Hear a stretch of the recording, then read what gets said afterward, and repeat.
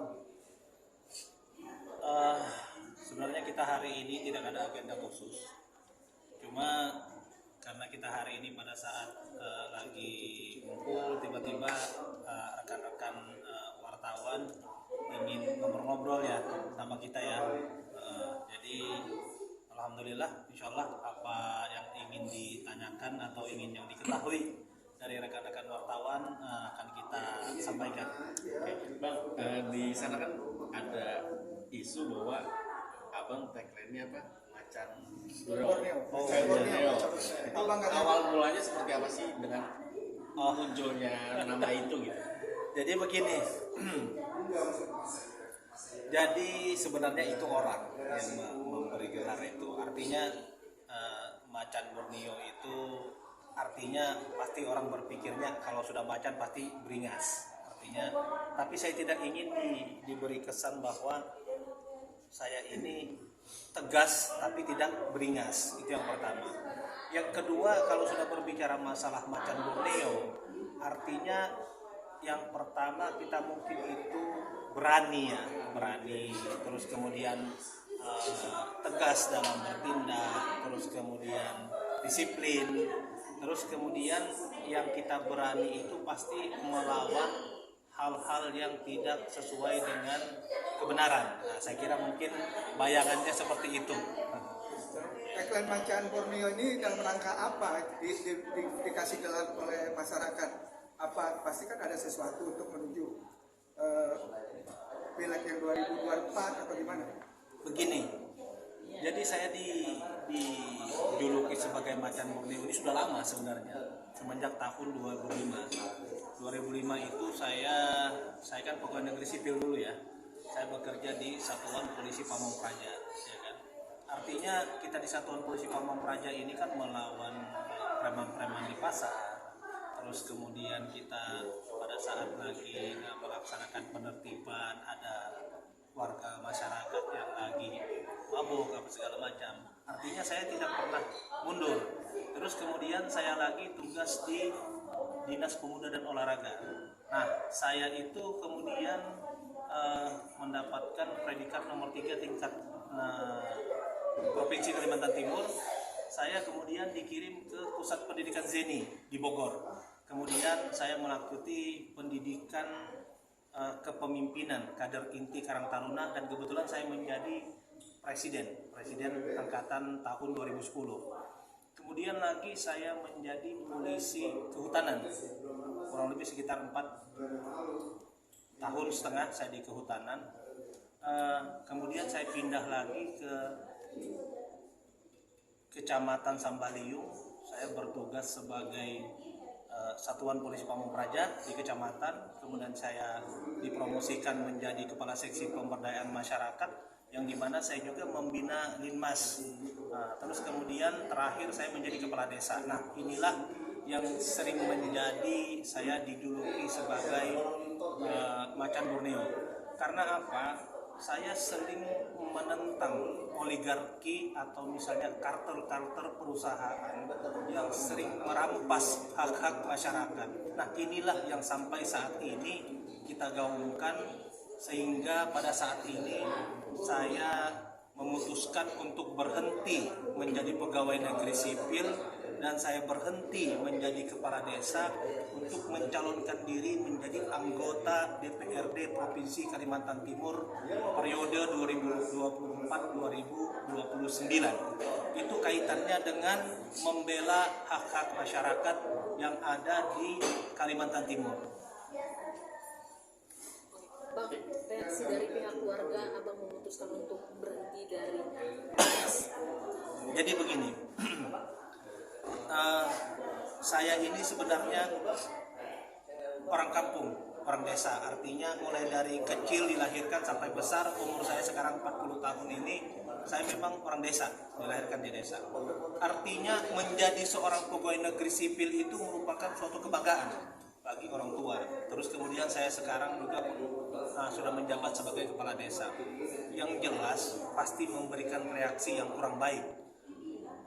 Ibu, saya tinggal punya ibu, saudara, saya punya 8 saudara. Semua pada awalnya tidak setuju. akan tetapi saya coba untuk merealistiskan mereka. Sebenarnya tujuan saya ini seperti ini loh, kira-kira masa depan saya seperti ini. Akhirnya dengan mengucapkan Bismillahirrahmanirrahim, ya mereka setuju. Artinya makanya kita membawa slogan berani bermimpi, berani berbuat, dan berani bertanggung jawab. Nah, kira-kira seperti itu. Ketika memutuskan keluar atau berhenti dari menjadi kepala kampung, itu dari masyarakat atau dari warga atau dari Pak Kakam sendiri? Begini, jadi awalnya saya memang fashion saya ini memang di politik sebenarnya. Fashion saya ini mulai saya dari SMA, saya kuliah, saya memang senangnya di politik. Terus kemudian saya mencalonkan diri jadi kepala desa. Kepala desa itu dia posisinya di tengah. Jadi di tengah, dan juga jadi birokrasi, dan juga jadi politikus. Artinya saya ini sudah terlanjur ke politik. Jadi makanya saya pindah ke politik. Itu memang keinginan saya sendiri. Keinginan saya sendiri, tentunya saya mengambil keputusan ini walaupun dengan keinginan saya pribadi, akan tetapi juga berdasarkan masukan-masukan dari para tokoh-tokoh masyarakat, tokoh agama, tokoh pemuda. Akhirnya saya putuskan untuk mencalonkan diri menjadi anggota DPRD Provinsi Kalimantan Timur. Berarti masyarakat juga ada yang meminta abang untuk maju gitu, dan jika menang mesti membantu masyarakat di sana untuk Ya, mengatasi masalah yang ada. saya kalau masyarakat insya Allah ada. Artinya pun kita mengambil keputusan seperti ini pasti pro dan kontra. Ada yang setuju, ada yang tidak setuju. Akan tetapi setelah saya mendengar masukan dari kawan-kawan semua, itu lebih banyak yang setuju. Mungkin persentasenya ibaratkan nilai 100%, sekitar 70% itu setuju lah kalau saya mencalonkan diri. Artinya sekitar 30% itu tidak setuju lah.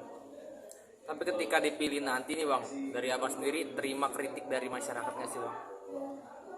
Artinya saya Muhammad Rasatkan itu selama kurang lebih 18 tahun menjabat sebagai aparatur sipil negara, saya orangnya orang terbuka. Artinya saya selalu menerima kritikan.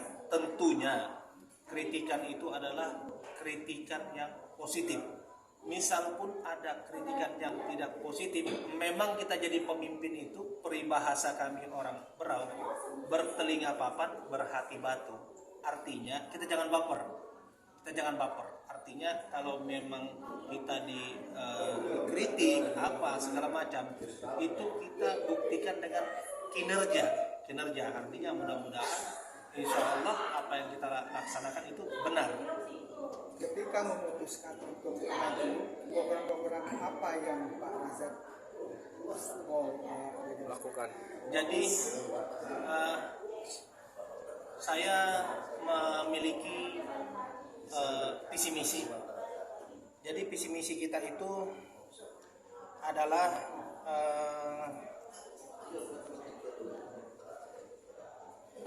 yang visi kita adalah Kalimantan Timur maju, religius, sejahtera, sehat, dan lestari. Artinya kita ini ingin Kalimantan Timur ini maju. Terus kemudian religius artinya kita lebih mengedepankan agamis. Artinya mau agama pun agama Islam, agama apa, yang penting agama. Terus kemudian sejahtera itu pasti keinginan kita, semua masyarakat itu tidak ada yang miskin. Nah kemudian lagi sehat itu artinya saya ingin semua masyarakat itu memiliki hak untuk sehat.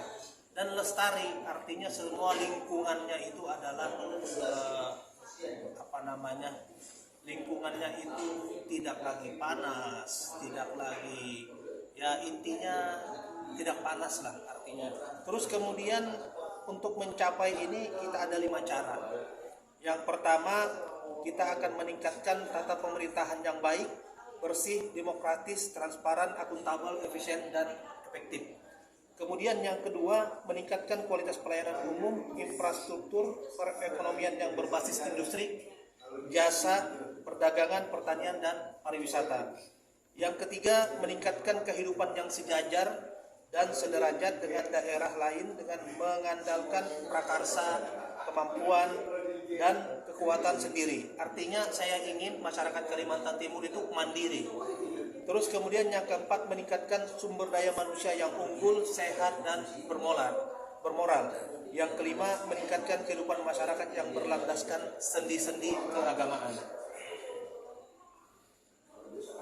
Kalau dari sisi milenialnya kan Mang Razak ini kan latar belakangnya pernah ikut kontes audisi. Ya. Jadi begini, saya ini punya hobinya menyanyi dan olahraga. Jadi kalau olahraga itu semua jenis olahraga cuma tinju yang tidak saya ikuti. Sisanya sepak bola, bola voli. Menyanyi itu hanya bagian hobi. Nah, mungkin yang ditanyakan dari abang tadi adalah begini. Saya dulu tahun 2007 itu ada namanya audisi KDI 5 ya. Saya pernah ikut untuk zona Kalimantan Timur. Saya cuma masuk itu saja, masuk 50 besar. Jadi 50 besar dan pun saya gagal sampai di sana saja. Nah, kalau masalah menyanyi ya itu hanya hobi. Artinya kalau nyanyi di kamar mandi, nyanyi sambil mencuci ya tempat-tempat undangan ya bolehlah. Tapi itu bukan profesi. Jadi ketika Mang Razak katakanlah nanti kepilih, apa tuh perjuangan untuk seni budaya masyarakat Berau? Ya, jadi kebetulan saya sekarang ini merupakan suku Kalimantan asli.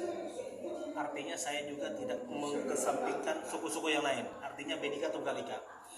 Kemudian untuk bidang seni, artinya seni budaya. Tentunya saya ingin mengembangkan kebudayaan yang ada di Kalimantan Timur, khususnya Kabupaten Berau, Kutai Timur, dan Bontang. Misalnya kita akan membangun taman budaya untuk melestarikan, terus kita akan membina tarian, adat istiadat itu akan kita jaga. Kemudian saya juga berkeinginan di bidang seni ini bahwa Kalimantan Timur ini bisa bersaing dengan daerah-daerah lain.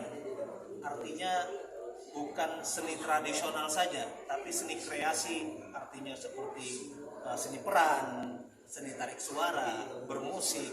Saya ingin anak-anak Kalimantan Timur ini juga maju. Makanya yang saya sampaikan tadi adalah memiliki sumber daya manusia yang unggul dan sehat. Nah, itu salah satu keinginan kita. Aman.